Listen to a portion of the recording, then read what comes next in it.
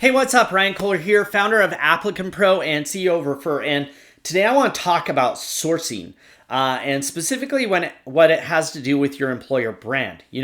Most of us approach sourcing and branding as two different things. And it's actually one of the biggest mistakes that employers make. Now, how do I know that they're approaching sourcing and branding separately? It's really, really easy. And I actually was working on this morning for somebody that I met at a trade show. I go to their website, I click on the careers link, and I see what they've done on their careers page. And a lot of you guys have a lot of really great content on your careers page. So the one I looked at this morning had written out a bunch of stuff. They'd create a video. It was on YouTube. It would play right there. They talked about the benefits of why working for them. They had employee testimonials. It was awesome. They did a great job of framing in and explaining their employer value proposition. I bet they feel like they did a great job of their employer brand. But when I then went over to Indeed and I looked up this same exact employer, what I found there was something totally different. What I found there was an employer profile that hadn't been claimed, that had no logo, that had no information on it. They had one review, but 36 open jobs. That is a terrible brand structure to be putting out there in the world. And what we might not realize is we're actually talking to two people with what we put into Indeed. Person number one, we're talking to our prospective job seekers and we're saying, hey, we didn't care enough to actually put this content out there or to drive more people to review.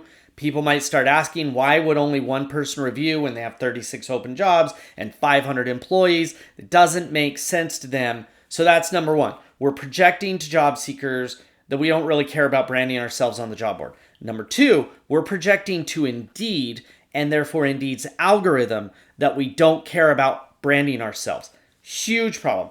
Then I went and clicked on a job and read through the job ad. And the job ad was a job description. And it didn't talk about the same things that were in that video back on their career site. And here is where the big aha moment comes for you. And let's start with the data to kind of prove it. What you need to do is go and look at how many applicants you got last month. And then go and look at how many people viewed that careers tab on your site, your website, versus how many people viewed your job ads. And so I end up with these three metrics. And the reason I have them that way is because not all job boards point to your career site. Some of them, they just apply directly. But this is what I want to know. What percentage of applicants that applied actually looked at your career site? Just off that simple math. And it's actually overstating it because a lot of those people on your career site didn't apply. And I know for a fact, most of the people who applied didn't go to your career site. So let's imagine that you're getting 10 people on your career site for every 100 applicants. That's a 10% rate. What does that mean on the backside? 90% of people never read anything, never saw that video, never looked at that information that we are projecting out there. Therefore, they didn't have that same experience. And so if I go back to Indeed and I walk that process, I need to say to myself, I heard somebody at the trade show, I think it's humanly, likes to say brand forward.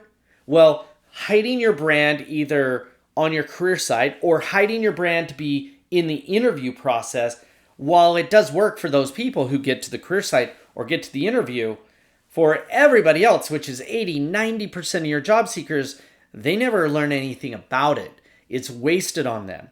And so that is the secret for the day, is to take each of your job seekers and walk the path that they walk. So if I'm a job seeker and I went to Indeed to look for a job and I searched for a job and I found us, and then I went through to apply, what is that experience like?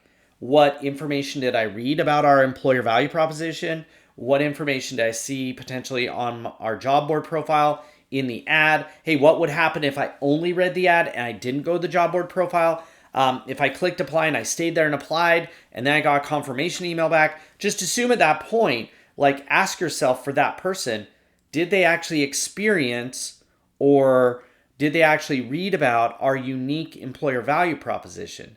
And the answer for this client this morning is no.